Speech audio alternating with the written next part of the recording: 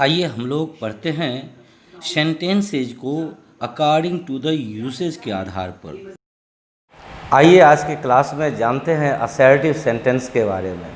साथ ही हम लोग यह भी जानेंगे कि किसी भी सेंटेंस को अफर्मेटिव से निगेटिव में कैसे कन्वर्ट किया जाता है। तो क्लास को ध्यान से देखिए।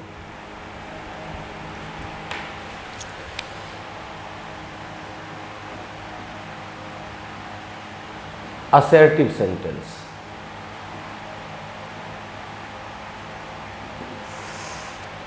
परिभाषा के रूप में आप लिख सकते हैं the sentence which affirms or negates a statement।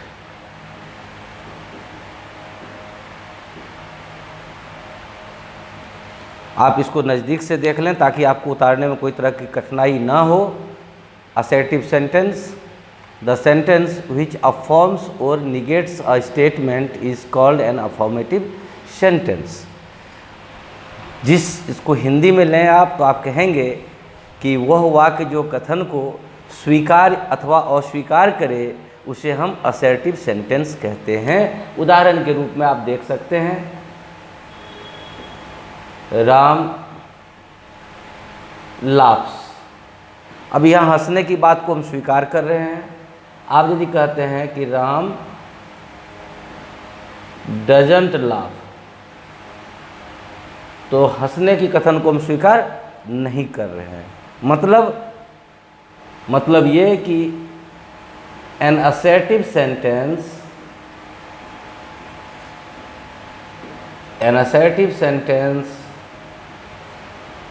can be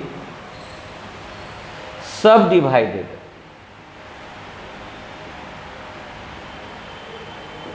into two groups। आप ध्यान से समझें कि an assertive sentence can be subdivided into two groups. हम असर्टिव सेंटेंस को दो वर्गों में बांट सकते हैं। पहला होगा अफर्मेटिव सेंटेंस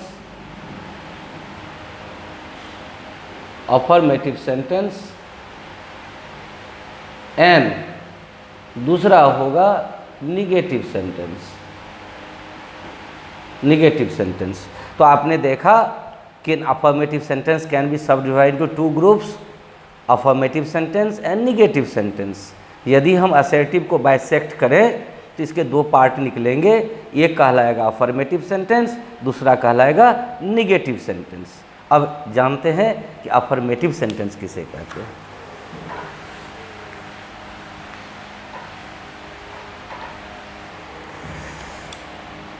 देखिए affirmative sentence,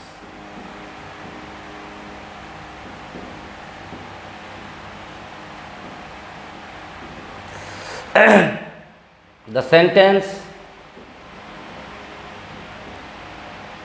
which affirms a statement। affirms मतलब स्वीकारना होता है। affirms a statement। the sentence which affirms a statement is called an affirmative sentence। वह वाक्य जो कथन को स्वीकारे, अफर्म करे, उसे हम अफर्मेटिव सेंटेंस कहते हैं। जैसे गौर करिए आप उदाहरण में, Sita is an intelligent girl. अब यहाँ हम सीता के इंटेलिजेंट होने की बात को स्वीकार कर रहे हैं। राम इज ऑनेस्ट, राम के ईमानदार होने की बात को स्वीकार कर रहे हैं। I will go to Patna, Patna जाने की बात को हम स्वीकार कर रहे हैं। ये सारे स्ट्रक्चर, सारे सेंटेंसेज जहाँ हम कथन को स्वीकार करते हैं उसे हम अफर्मेटिव सेंटेंस कहते हैं। मुझे पूरा उम्मीद है कि आप अफर्मेटिव सेंटेंस को समझ लिए होंगे। अब आते हैं नेगेटिव पर। निगेटिव सेंटेंस, सीधी सी बात है, कि the sentence which negates a statement, negates मतलब नकारना, negates a statement, यानी आप यदि इसका परिभाषा पूरा देखें तो निगेटिव सेंटेंस किसे कहते हैं? The sentence which negates a statement is called a negative sentence, यानी वह वाक्य जो कथन को अस्वीकार करे उसे हम निगेटिव सेंटेंस कहते हैं। उदाहरण में उसी का देखिए आप, सीता वाला जो ऊपर का उदाहरण था आपका, तो यहाँ हो जाएगा Sita is not, is not, ये जो इज और नॉट है इसे आप इजंट भी लिख सकते हैं, इजंट एन इंटेलिजेंट गर्ल। अब इसमें कथन को हम अस्वीकार कर रहे हैं। उसी तरह से राम इजंट ऑनेस्ट, उसी तरह से आई विल नोट को आप गौर करें, विल नोट को आप शॉर्ट फॉर्म में ओंट लिख सकते हैं, ओंट गो टू पटना। तो आपने देखा कि अफर्मेटिव और निगेटिव दोनों मिलकर बनाते हैं असर्टिव को। असर्टिव को यदि हम तोड़ दें तो दो पार्ट में टूटेंगे, अफर्मेटिव में और निगेटिव में। अब आइए हम लोग ये जान लेते हैं कि कोई भी अफर्मेटिव सेंटेंस को हम निगेटिव में कैसे कन्वर्ट कर सकते हैं।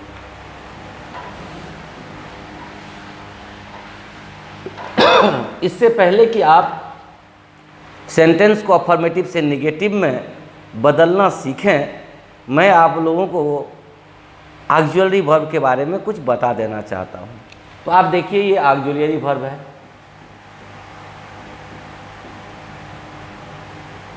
आप लोगों ने अभी तक ऑक्सिलरी वर्ब की संख्या 24 पढ़ी होगी, लेकिन मैं 26 बताऊंगा आप लोगों को। ऑक्सिलरी वर्ब की संख्या टोटल 26 होती है। आपने 2 वर्गों में बांटा होगा, मैं आपको 3 वर्गों में बांट कर दिखाता हूँ।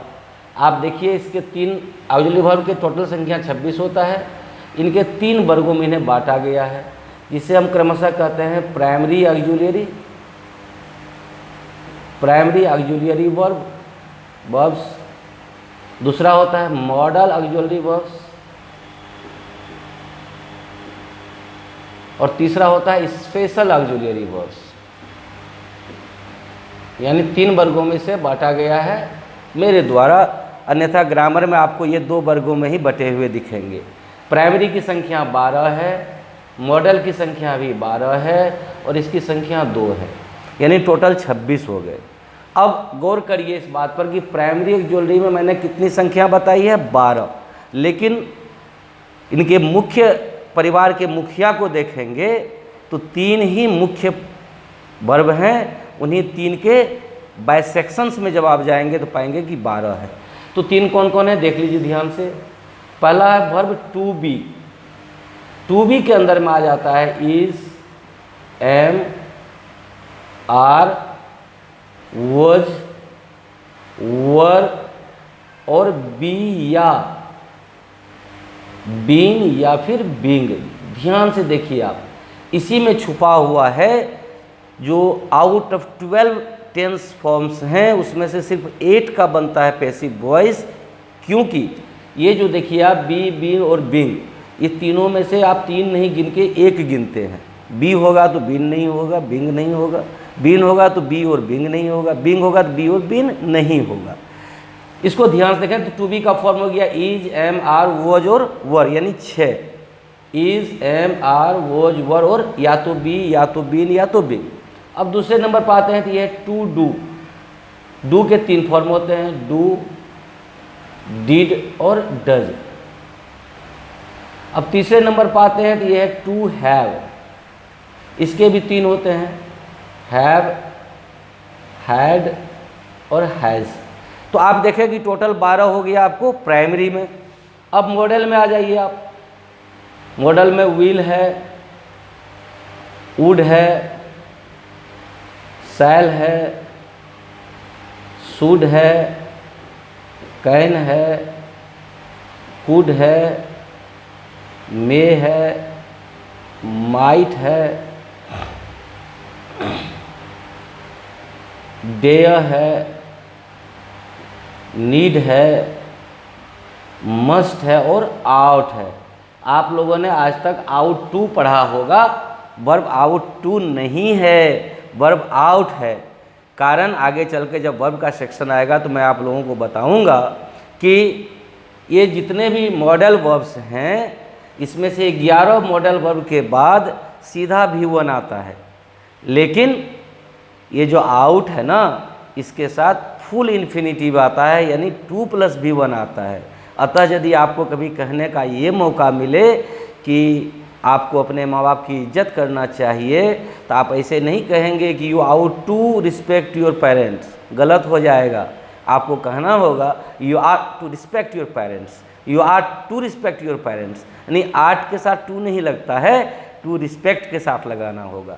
तो आपने देखा कि ये 12 यहाँ भी हो गए और 2 हो जाते हैं आपको इसमें। ये है यूज टू और बिवेयर, ये 2 ऑक्सिलरी वर्ब आपको स्पेशल में आ जाता है। ये मैं इसलिए बता रहा हूँ क्योंकि अभी जो मैं आप लोगों को अफर्मेटिव से नेगेटिव बनाना बताऊँगा उसमें इसकी ज़रूरत पड़ेगी। तो आपने नोट कर लिया होगा, मैं नज़दीक से आप लोगों को ये दिखा देता हूँ ताकि आपको नोट करने में कोई दिक्कत ना हो। आप गंभीरता से धीरे धीरे करके देख लें, पॉज करके वीडियो को देख लें और इसे आराम से उतार लें। अब चर्चा होती है कि how to change a sentence from affirmative to negative. अब उस पर हम लोग विचार करते हैं, आइए, और बहुत जल्द ही आप इसको समझ जाएंगे। तो चैप्टर का नाम होगा how to change a sentence from affirmative to negative, कि किसी भी वाक्य को हम अफर्मेटिव से निगेटिव में कैसे बदलें। ये है आपके चैप्टर का नाम। अब आराम से इसका 3 मात्र 2 ही नियम है, आप आराम से देख लें कि पहला रूल क्या है। रूल 1 में देखिए आप कि if an affirmative sentence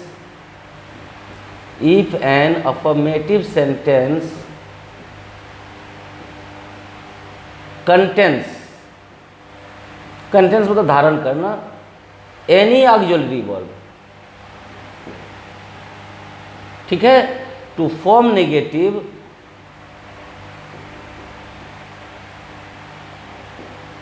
just put not after it.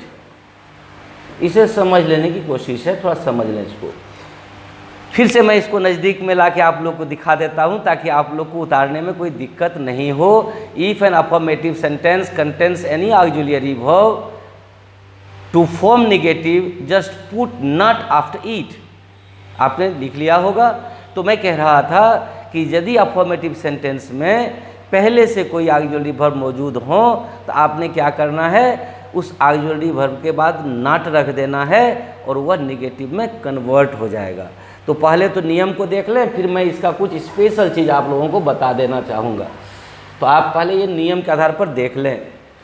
जैसे आप कहते हैं ही मे कम टुडे, आप यहाँ गौर करिए कि मे यहाँ मॉडल ऑक्सिलरी वर्ब है। आपने क्या करना है कि इसके तुरंत बाद नॉट को रख देना है, यानी ही मे नॉट कम टुडे। अब यदि आप मे नॉट को शॉर्ट करना चाहते हैं तो मेंट कर दें, MAYN', ये भी लिख सकते हैं आप। तो जितने भी आपने ऑक्सिलरी वर्ब पढ़े हैं उसके बाद आप नॉट जड़ करके आप उसका निगेटिव बना सकते हैं, लेकिन सर्वत्र यह नियम लागू नहीं होगा। 2 शब्द ऐसे हैं जहां आपको थोड़ा टिपिकल कंडीशन को समझना होगा, और वे कौन कौन शब्द हैं वो आप देख लें। एक है नीड। यदि आप कहते हैं आई नीड योर हेल्प,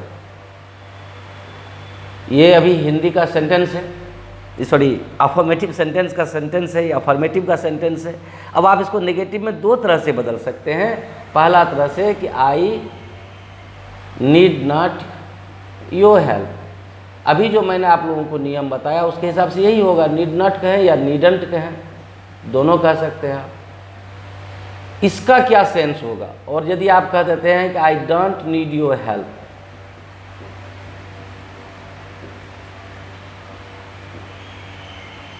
ये भी निगेटिव है, इसका क्या सेंस है? सो देख लीजिए आप, दोनों में बहुत का अंतर है, ऊपर वाला और नीचे वाला में मतलब में बहुत का अंतर है। यदि आप इसे नहीं जानेंगे तो ये गलतियां आप करते रहेंगे। इसका मतलब है टेम्परेरी, इसका मतलब क्या है? टेम्पोरेरी, टेम्पोरेरी यानी अभी नहीं ज़रूरत है। इसको हिंदी में यदि आप कहेंगे तो आप कहेंगे कि मुझे आपके सहायता की ज़रूरत नहीं है। ज़रूरत नहीं है मतलब अर्थात अभी नहीं है। सेंस क्या है कि अभी नहीं है, जब होगी तो मैं मांग लूँगा आपसे मदद। लेकिन यदि इसका मतलब आप हिंदी में लिखना चाहेंगे तो इसका मतलब होगा मुझे आपके सहायता की ज़रूरत है ही नहीं, है ही नहीं मतलब कभी नहीं। ये परमानेंट को दिखाता है। ये किसे दिखाता है? परमानेंट को दिखाता है। वो टेम्पररी दिखाता है और ये परमानेंट दिखाता है। आप नज़दीक से देख लीजिए कि यदि आप नीड का प्रयोग सीधे नीड के साथ नोट जोड़ के करते हैं तो यह टेम्पररी आवश्यकता नहीं होने को दर्शाता है, लेकिन डोंट नीड बोलने का मतलब है परमानेंटली ऐसा आप बोल रहे हैं। इसलिए यदि आप कहते हैं I needn't a glass of water, ये तो सही हो जाएगा। लेकिन यदि आप कह देते हैं कि I don't need a glass of water, तो ये कभी सही नहीं हो सकता है, क्योंकि ऐसा कभी होगा कि आपको कभी पानी की ज़रूरत ही नहीं पड़ेगी। ऐसा हो सकता है क्या? एक तो वर्ब आपने देख लिया नीड, और एक वर्ब है हैव। इसके आधार पर भी आपको हैव के बारे में भी जान लेना चाहिए। तो देखिए, आप कहते हैं कि आई हैव अ लैपटॉप, मतलब मेरे पास लैपटॉप है। लेकिन इसका नेगेटिव बनाने की जब बात आएगी तो आप इसका दो तरह से नेगेटिव बना सकते हैं। एक आई हैव नॉट को आप हैवंट भी कह सकते हैं, आई हैवंट अ लैपटॉप। एक तो हो गया ये, इसका मतलब होगा मेरे पास लैपटॉप नहीं है, लैपटॉप नहीं है मतलब, इसका मतलब अर्थात अभी नहीं है, अभी नहीं है, घर में है और कहीं पर है, इसका ये मतलब होगा। लेकिन यदि आप इसका नेगेटिव बना देते हैं कि I don't have laptop, don't have a laptop, इसका मतलब हो जाएगा कि मेरे पास लैपटॉप है ही नहीं, मेरे पास लैपटॉप है ही नहीं। अब आप समझिए इस चीज़ को, मैं फिर से नज़दीक से दिखा दूं आप लोगों को कि यदि आप कहते हैं कि आई हैव अ लैपटॉप तो मतलब वह मेरे पास है। इसका नेगेटिव बनाते हैं कि आई हैवंट अ लैपटॉप, मतलब वह अभी नहीं है, घर पर है, कहीं और है, स्कूल में है। लेकिन यदि आप कह देते हैं कि I don't have a laptop तो मतलब होता है कहीं नहीं है। इसीलिए आपने, यदि कोई आपसे कहे कि do you have some money, तो आप ये कहें आई हैवंट मनी, मतलब पॉकेट में नहीं है। यदि आप कह देते हैं कि आई डोंट हैव मनी तो आप कह रहे हैं कि मैं भिखारी हूँ, कंगला हूँ, मेरे पास पैसा है ही नहीं। आई हैवंट मनी का मतलब पॉकेट में नहीं है, घर में है, बैंक में है। आई डोंट हैव कहने का मतलब कहीं नहीं है। तो आपने इसका मजा लिया। अब आइए आप रूल 2 को समझ लीजिए, ताकि आप किसी भी सेंटेंस को अफर्मेटिव से निगेटिव में बदल सकते हैं। ध्यान से देखिए रूल 2 को। If an affirmative sentence hasn't any auxiliary verb, it must be in any of the following 3 conditions. Any of the following 3 conditions.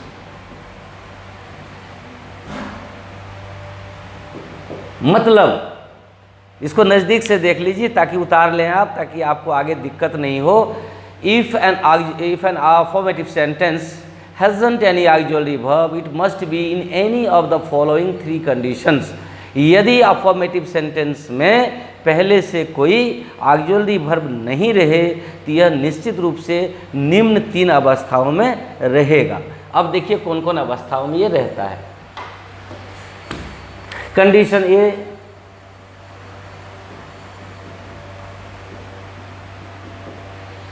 if the main verb is in V1, V1 तो आप लोग को मैंने पहले बताया था, आप लोग शायद समझ भी गए होंगे, ठीक है। यदि मेन वर्ब V1 में रहे तो पुट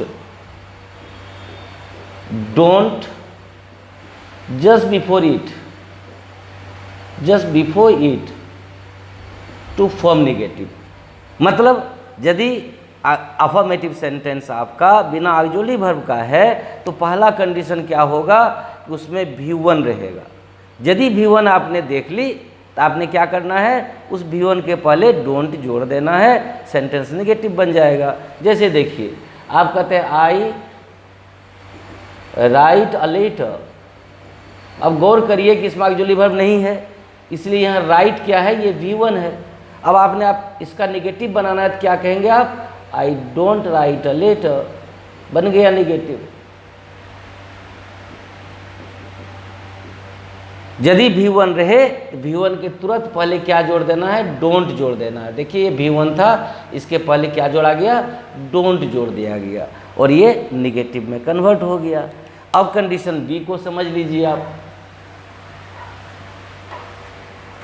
आप कंडीशन बी में जब आते हैं तो क्या पाते हैं, if the main verb is in V2, यदि मुख्य क्रिया V2 में रहे, चेंज इट इनटू V1, इसको V1 में बदल लीजिए, and put didn't before it, didn't before it. मैं फिर से बोल देता हूँ, आप समझ लीजिए कि if the main verb is in V2 form, change it यानी change that V2 form into V1 and put didn't before it. Hindi में भी समझ लीजिए कि यदि मुख्य क्रिया V2 में रहे तो आपने क्या करना है, उस V2 को पहले V1 में बदल लेना है और उसके पहले डिडंट जोड़ देना है, निगेटिव बन जाएगा। देखिए उदाहरण में आप कहते हैं I wrote a letter, wrote a letter. अब गौर करिए रोट क्या है, V2 है। अब आपने इसका नेगेटिव बनाना है तो क्या हो जाएगा, पहले रोट को राइट में बदलेंगे आप, राइट, इसके आगे क्या जोड़ना है, डिडंट, बन गया negative, I didn't write a letter. आपने देखा कि यदि V2 में रहे तो आपने क्या करना है, उसे V1 में बदल देना है और उसके बाद उसके पहले डिडंट को रख देना है, नेगेटिव बन जाएगा। अब आइए हम लोग रूल नंबर सी पर आते हैं, कंडीशन सी में आते हैं। इसी को मैं एडिट कर लेता हूं। आप देखिए ये है आपका condition C, if the main verb is in V5, यदि मुख्य क्रिया V5 में रहे, if the main verb is in V5 change it into V1 and put doesn't before it. यदि मुख्य क्रिया V5 में रहे तो आपने क्या करना है, उसे V1 में कन्वर्ट कर देना है और उसके पहले डजंट जोड़ देना है, नेगेटिव बन जाएगा। गौर से देखिए आप, ही राइट्स अ लेटर। अब यहाँ आप गौर करिए राइट्स क्या है, V5 है। अब आपने इसका नेगेटिव बनाना है तो क्या हो जाएगा, राइट्स को पहले आप राइट में बदलिए और इसके पहले डजंट जोड़ दीजिए, he doesn't write a letter, बन गया आपका नेगेटिव। तो आपने देखा कि यदि अफर्मेटिव सेंटेंस में पहले से कोई ऑक्सिलरी वर्ब रहे तो आपने क्या करना है, उसके तुरंत बाद नॉट जोड़ देना है, नेगेटिव बन जाएगा। यदि नहीं रहे तो वह तीन अवस्थाओं में होगा। कंडीशन ए में होगा यानी मुख्य क्रिया V1 में रहेगा तो उसके पहले डोंट जोड़ दें। यदि V2 में रहेगा तो V2 को V1 में बदलकर उसके पहले डिडंट जोड़ दें। यदि V5 में रहेगा तो उसे V1 में बदलकर उसके पहले डजंट जोड़ दें। अब आप कहेंगे V3, तो दोस्तों V3 में रहेगा तो बिना हैज हैव का तो V3 आ नहीं सकता है, यानी हैव हैज आ गया तो समझ लीजिए आपका जल्दी भरवा गया। V4 तो बिना इज एम आर वोज वर का कभी V4 आ सकता है क्या? तो जैसे इज एम आर वोज वर आएगा तो आप उसमें जोड़ दीजिए नॉट को।